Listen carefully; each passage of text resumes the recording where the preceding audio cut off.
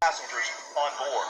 Investigators are not... See how Pocahontas includes some of Disney's Let's biggest have another mistakes. join. If this is your first time visiting the things, don't forget to subscribe. And please give this video a big thumbs up. Here's 10 times Disney made huge mistakes. That whole movie was good to watch. It's a good movie. As soon as they took flight for their magic carpet ride, Jasmine and Aladdin's love story was one for the books. Aladdin is a hilarious Disney movie, loved by generations. However, the movie is not perfect. Disney made one major error when it came to Aladdin's body. Aladdin remains virtually topless for the majority of the film, often only wearing a purple vest. Though he seems pretty chiseled and hairless, Aladdin's pecs are missing nipples. A BuzzFeed article points out that this is an exception from other Disney male characters, including Tarzan, King Triton, Milo from Treasure Island, Hercules, and most of the men in Mulan. The inconsistencies emphasize the lack of nipples for Aladdin's character must have been a mistake. However, Aladdin isn't alone in his bare-chested image. A Hello Giggles article pointed out that there are other Disney...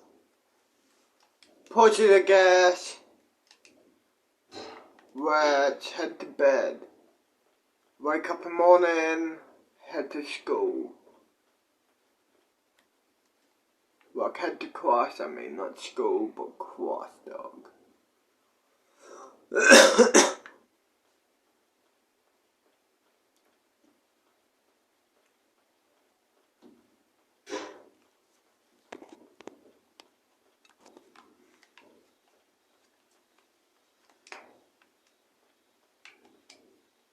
Head to bed. 5 in the morning. Let's head to class.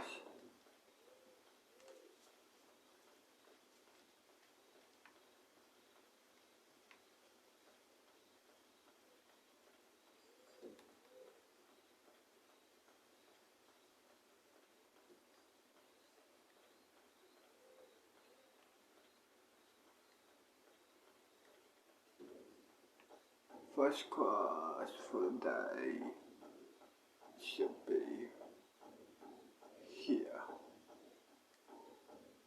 Good morning, class.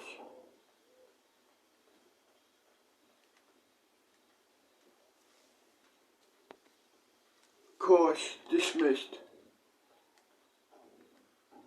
My second class for the day is this class here. Good morning, class. Class dismissed. My last class into the afternoon, but I'm most likely gonna leg class in the afternoon is at the gym class, like the basketball court area.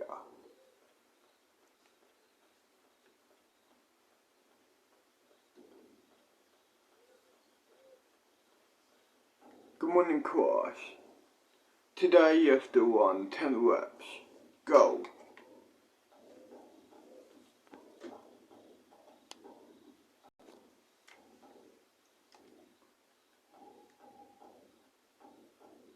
Okay, class dismissed. Have fun at break. Cool.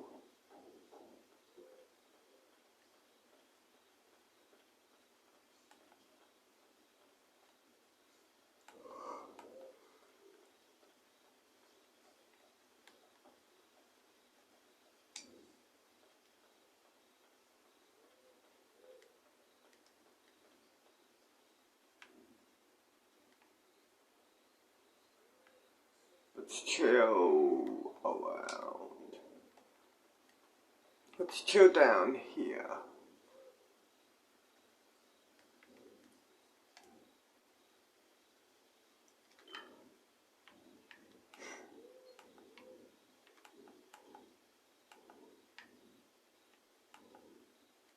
Press play.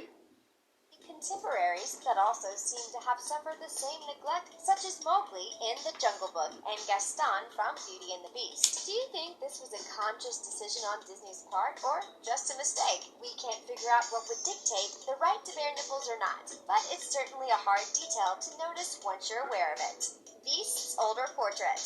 The story might be as old as time, but Prince Adam one sure isn't. Beauty and the Beast is a timeless classic, and the live-action remake with Emma Watson just makes it that much more relevant to enjoy.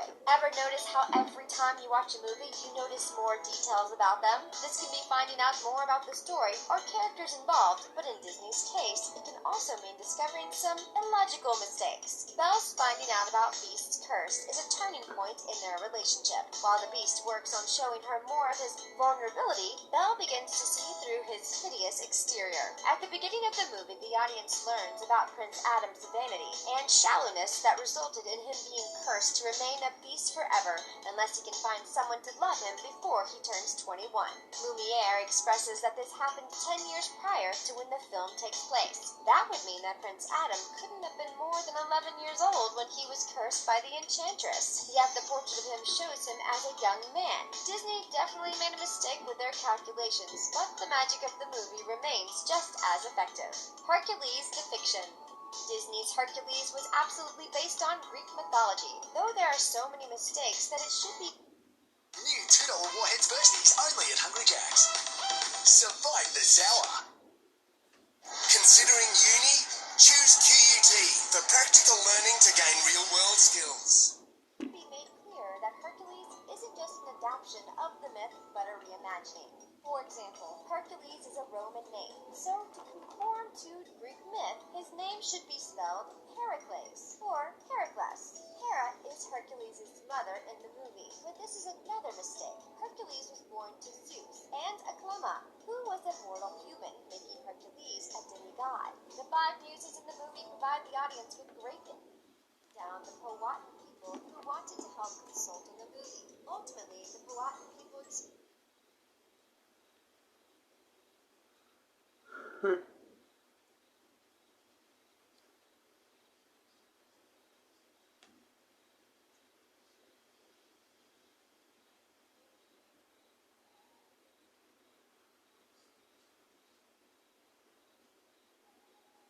Kim Jong-il had been out of sorts for days now. The son of Kim Il-sung, the North Korean leader, was effectively the state's second in command. He could give out whatever order he wanted, and his subjects would carry it out as quickly as humanly possible. But one of Kim Jong-il's desires was an impossible wish. He was responsible for the country's film industry, and this was a fitting duty for him. The dictator's son worshipped cinema and dreamt of North Korean films being recognized the world over. Every diplomat working in Western countries was ordered by Kim Jong-il to send copies of new films to Pyongyang. He particularly liked kung fu action films and Sean Connery's Bond films. But where could he find actors of such caliber in his homeland?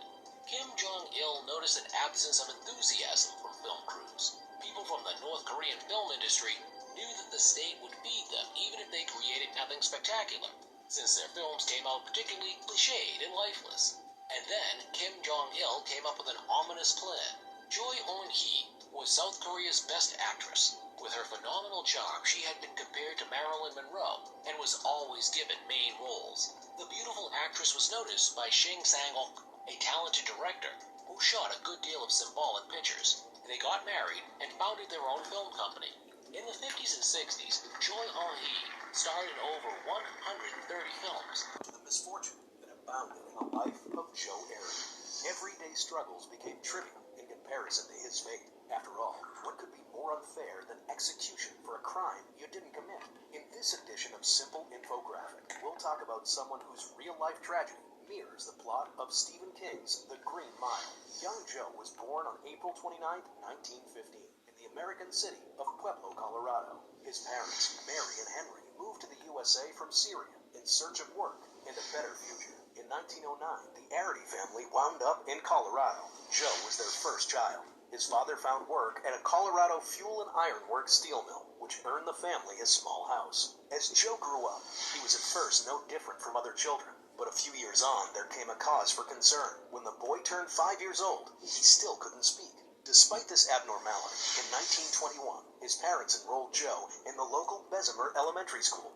There, the boy studied, with much difficulty, for 1 year. Before the start of his second school year, the the school principal contacted Joe's parents. He informed them of Joe's developmental difficulties and said that it would be better for him to stay home.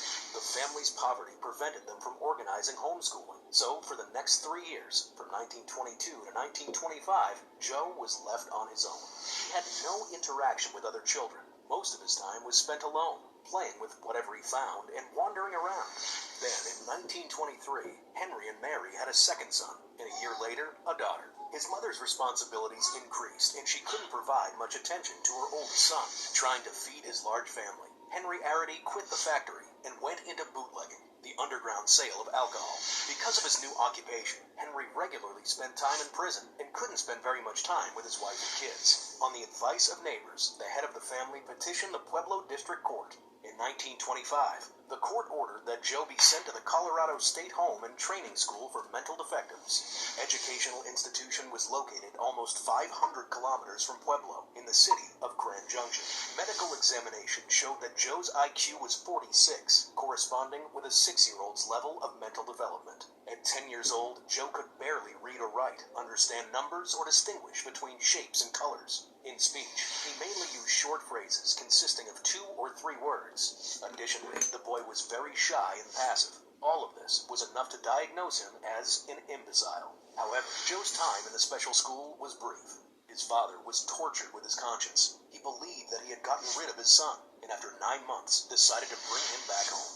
At the end of summer in 1926, Joe moved back home. The child once again found himself left on his own. During the ages of 11 to 13, Joe still spent his time playing games for small children and aimlessly walking. He never presented any kind of threat to other people, remaining passive and shy.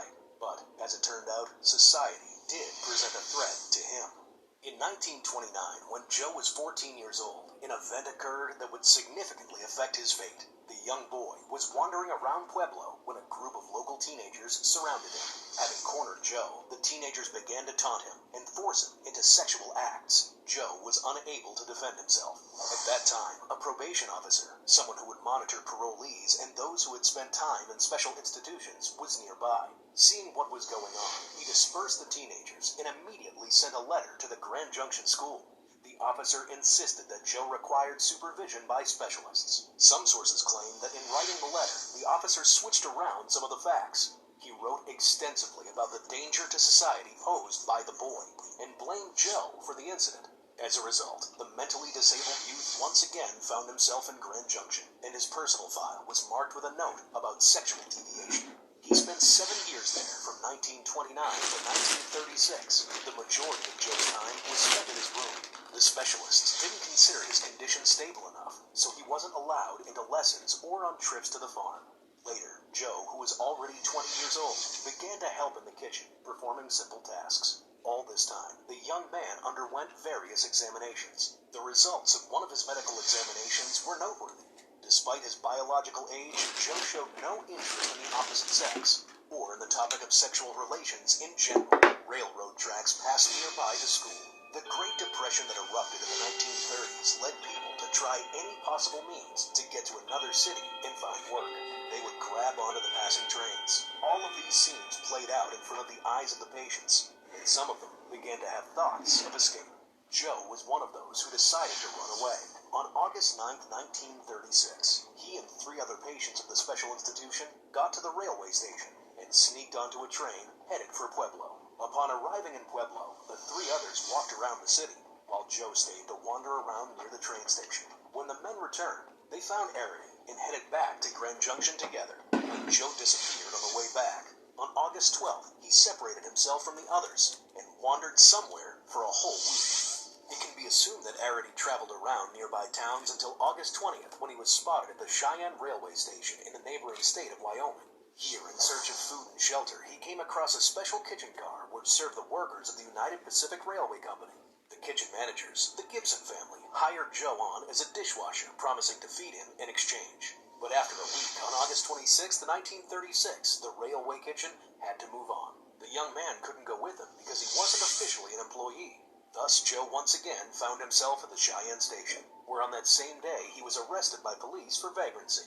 While Joe was lost somewhere, Pueblo experienced a brutal murder. On the evening of August 15, 1936, a 15-year-old girl, Dorothy Drain, was raped and murdered in her own home. Her 12-year-old sister, Barbara, was also injured in the attack and fell into a coma from a blow to the head. The girls were discovered by their parents, who were returning from a charity ball. The city was shocked. The citizens were also fearful due to a previous murder on August 2nd committed just a few blocks from the Drain family home, and very similar in nature. The previous victim was 72-year-old Sally Crumplin. Her niece, Mrs. McMurtry, was also hit on the head with an axe but survived. The killer's method in the two cases was very similar. The killing of Dorothy Drain became one of the biggest cases for the police in Colorado and neighboring states. Consequently, when Joe Arity wound up in the hands of the police and said that he was from Pueblo, he immediately fell under suspicion. But in Pueblo itself, the investigation also moved along. On August 20th, the police noticed a suspicious man at Dorothy's funeral. It was Frank Aguilar, Which I've never previously joined. worked for the girl's father. Soon, clues were revealed that indicated his guilt. An axe which had been used to strike blows was found in Aguilar's home, and the surviving Barbara identified Frank as the attacker. It seemed that the crime was solved, but Sheriff George Carroll of Cheyenne was too eager to distinguish himself and insert his name into the story of the high-profile case. Carroll told Pueblo police that the man detained in Cheyenne had confessed to the girl's murder. The investigation became confused. In Pueblo, the police held Aguilar, to whom all evidence pointed, but they couldn't get a confession out of him. And in Cheyenne, Carroll claimed that the other man had admitted to the crime, in pursuit of personal gain. George Carroll even rushed to report information to local media and give an interview to the Pueblo Chieftain magazine. Not understanding anything, Joe Arity was a very convenient suspect. During the interrogation, Carroll asked leading questions and got the necessary information out of him. Carroll's version was also supported by Arity's personal file in the Grand Junction School, which mentioned his sexual deviances. There were clear inconsistencies in Joe's testimony. Several times he told different versions of the killing. Despite this, Carroll insisted that he had apprehended the killer, and not a helpless, mentally disabled person. The question of the actual killer, Frank Aguilar, was decided quickly. The jury found him guilty, and in August of 1937, he was executed in a gas chamber. But Joe Arity was still not released. Barbara, the main witness to the crime, never mentioned the involvement of a second man. But despite her testimony, the trial went with the other version.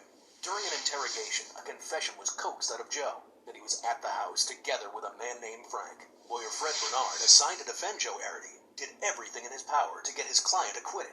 In large part thanks to him, in February of 1937, a trial began to determine Joe's sanity.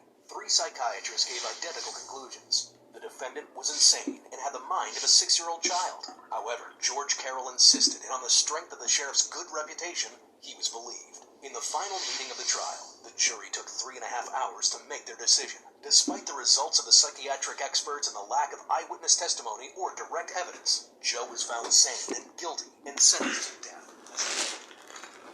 In large part thanks to him and witness testimony or direct evidence, Joe was found sane and guilty and sentenced to death. Joe was sent to prison in Canyon City to await his fate. At first, his execution was scheduled for October 16, 1937.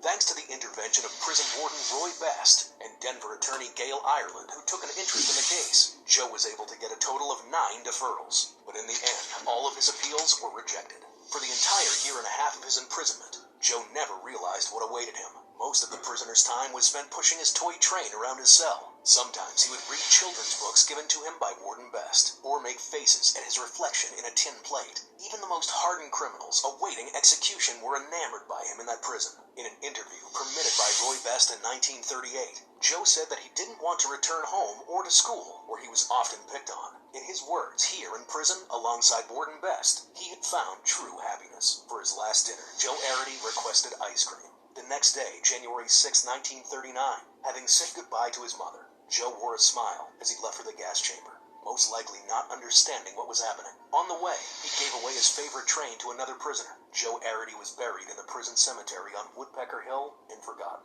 Half a century later, in 1992, writer Robert Bergsey discovered a poem by the warden in an old book dedicated to the unfairly executed convict. He became interested in the case and carried out his own investigation, telling the world told Joe Arity's story in the book Deadly Innocence. The publicity led to the creation of the Friends of Joe Arity organization, which was started in order to clear his name. In January of 2011, 72 years after his execution, Arity was officially pardoned. Colorado Governor Bill Ritter publicly announced that Joe was unlawfully convicted. He emphasized that the death of a man with the mind and spirit of a child would forever be a tragic event in the history of the state. On Arity's headstone is installed a marble slab with a photograph. In the photo, Joe plays with his favorite train. Thus, one of the most dramatic miscarriages of justice went down in history. Why do you think that evidence and eyewitness testimony turned out to be weaker than the authority and persistence of the sheriff? Cool. What were the jurors thinking when they sentenced to death an innocent, mentally disabled 23-year-old with the soul of a child? Write your thoughts in the comments.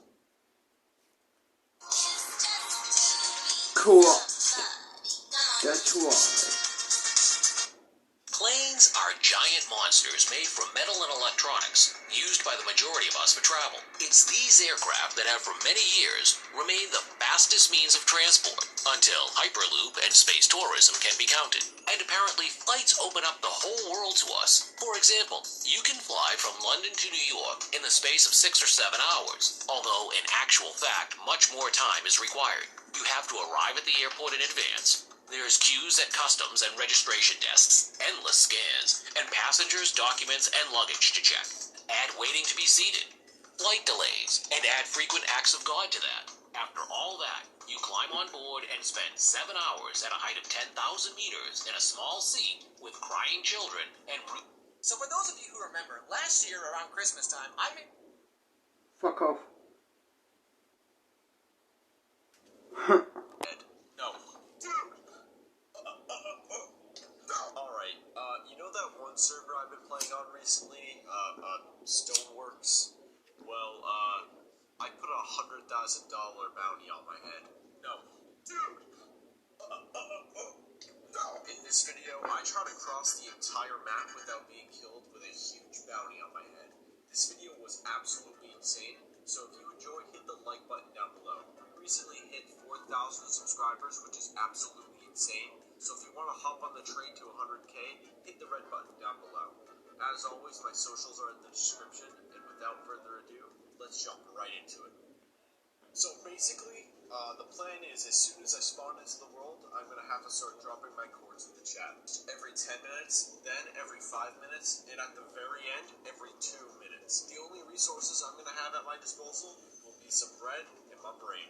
Alright, in about a second, I'm about to slash wild, and then it starts, I guess, and then we're going to drop the coords in chat. So, yeah, this is going to be something, I guess. So let's slash wild real quick. Let's see if anybody comes to grab my butt. We're going to see how long I can survive while there's this bounty on my head. We're going to try to get to the closest world border, which is this way. That's where going to be our starting point. So every 10 minutes after this point, I'm going to be sending the coords in chat so they can come after me again. Hopefully, it won't be too quick. This is an accurate way, I think. But we should be relatively close to the border, I think every 5 minutes, and at the very end, every... Quick, let's see if anybody comes to grab my butt. We're going to see how long I can survive while there's this bounty on my head. We're going to try to get to the closest world border, which is this way. That's where going to be our starting point. So every 10 minutes after this point, I'm going to be sending the coords in chat so they can come after me again. Hopefully, it won't be too quick. This is an accurate way, I think. We should be relatively close to the border, I think. I think the main goal is trying to get to somewhere wooded, so then after that, we can kind of have some more shade. I think we're going to be pretty close to the border. I think I'm about to drop the coords again. Sick. What does arrow mean? Oh, this is some dude's mine shaft. Where am I going again? Alright, we're going to drop the coords. Set a timer for 10 minutes. 10 minutes, starting. I think the worst possible outcome is that somebody finds me. I'm low on food. Uh-oh, Raiden Singer is apparently close. Fuck. Shoot. Damn it. Damn, I do not need this to happen right now. Oh, shit. No, god damn it. Dude, I have to stay away from civilization, don't I? I should probably get off roads, too. That might not be the play. I got some M&M's bomb brand, so that's pretty helpful. The thing is, like, this world is packed full of people. right? And there's so many towns everywhere that like chances are I'm gonna run into somebody by accident who's not even looking for me. I think that's more likely. Oh, and I think that's a base. Uh-oh. Oh, they're coming. Oh, gosh. Alright, if we keep going this way, we're gonna hit the corner pretty soon. I do not want to hit on this road. But, you know what? Fine. There's a sign set. Eject Point. We're gonna head to Eject Point, which is toward the north. Oh, we're in the top corner, aren't we? Oh, that is a base and a half. I do not need this right now. Now that it's daytime, I am like a sitting duck up in here. I'm trying to think it's in the way that a hunter would.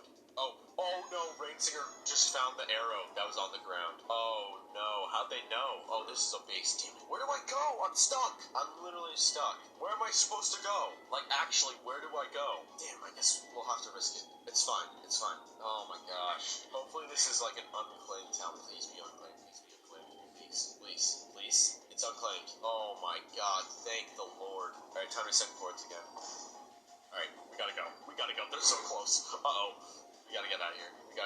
ASAP Rocky. Oh my god. Dude, this is so bad. They're so close. I know exactly where they are. Oh my god. They were at the arrow that was earlier. Oh no, that's bad. This is so bad. They're so close. Oh my gosh. Do I keep going towards the corner or should I throw them off? Oh my gosh. This is bad. We're gonna follow this road here. Oh, this is somebody's town, isn't it? What? Okay, hold on. Let's steer clear of that. We do not want to get in trouble with that. We're gonna head this way. This place looks like it used to be pretty established. Yeah, this place. Dude, they weren't fooling around. Ireland. Oh, well, now that's civilization. We gotta head out of there. Oh my god, no. Dude, I'm stuck. Dude, this is like the worst possible thing that could have happened. I'm stuck. It'll be so easy to see me like this because I'm wearing all black. Oh, I thought that was a person. Oh my heart. We gotta send the chords again in a sec. It looks like there's a structure up here. Oh, Lord. Man, why are there so many buildings and stuff, man? Dude, I am a sitting duck. One bow shot and I'm just dead. Oh, well, there's my timer. Here we go again. Alright. Dude, as I thought. They know, bro. They know. Damn. This is one of my viewers. Oh, blocks. That's one of my subscribers that's trying to hunt me down right now. That might be something over there. Nothing. What about over here? Nothing. Damn, that's unfortunate. What is this place? Looks like it got nuked. Oh my gosh. Wow. Oh, what's up here? Is that like a map art? Oh, what? Yeah, this might have been a map art. Yeah, this looks like map art. Or what used to be a map art. What is that up here? Valiana Island. Not done yet. This looks like a place, yeah? Oh, and that's a wall. Let's just hope that's unclaimed. And it is not. God damn it. I am stuck. Whatever, it's fine. Maybe they're friendly. Maybe they don't know. Let's just keep moving forward. Oh, he's right by the wall platform. Uh-oh, he's close. That's real close. What's up, dude? That's real close. They got like a...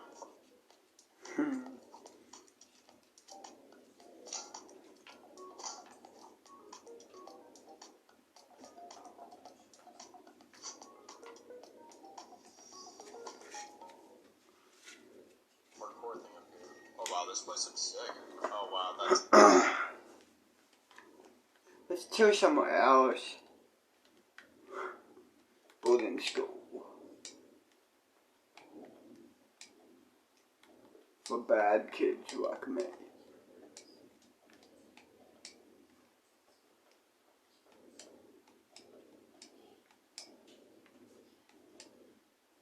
Let's chill, maybe.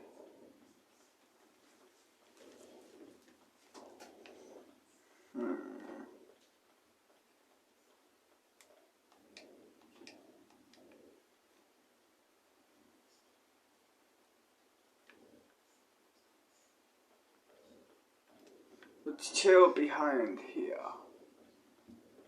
And yeah. Can I take the bike? No, okay. Let's chill.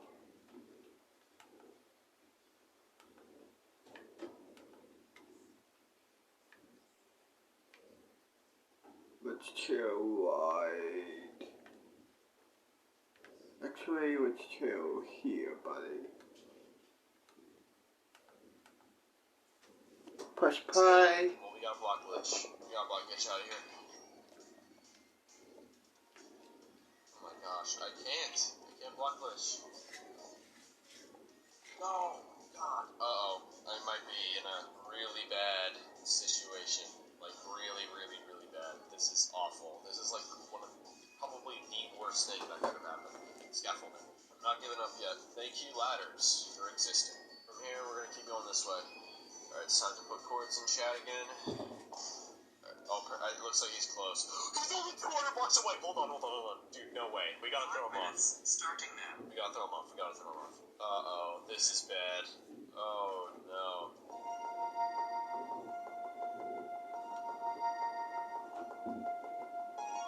Now, what I... No, I'm not gonna do this. I was gonna say, maybe I could, like, hold myself up in one of the ice things. Can I break these? Yeah. Oh. That was the guy. Uh-oh. I gotta get out of here. Yo, I gotta get out of here real quick. No! Oh my god. I literally just saw him. Oh my god. No. They're in a boat.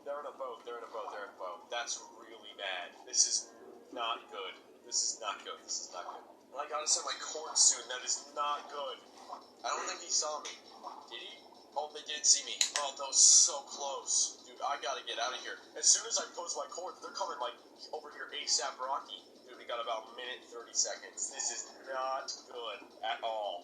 You know what I might do? I might try to shoot them out and go back. Well, like, let's see, right? They were kind of over this direction, so what if I go back, like, that way? I think that'd be pretty smart. Alright, we got 56 seconds. We're gonna send our cords. Oh my god, I really don't want them to see me. Hold on. We're gonna try to swim under as much as possible, as much as I hate being underwater. I think we did the right thing. I think we juked them out. Damn.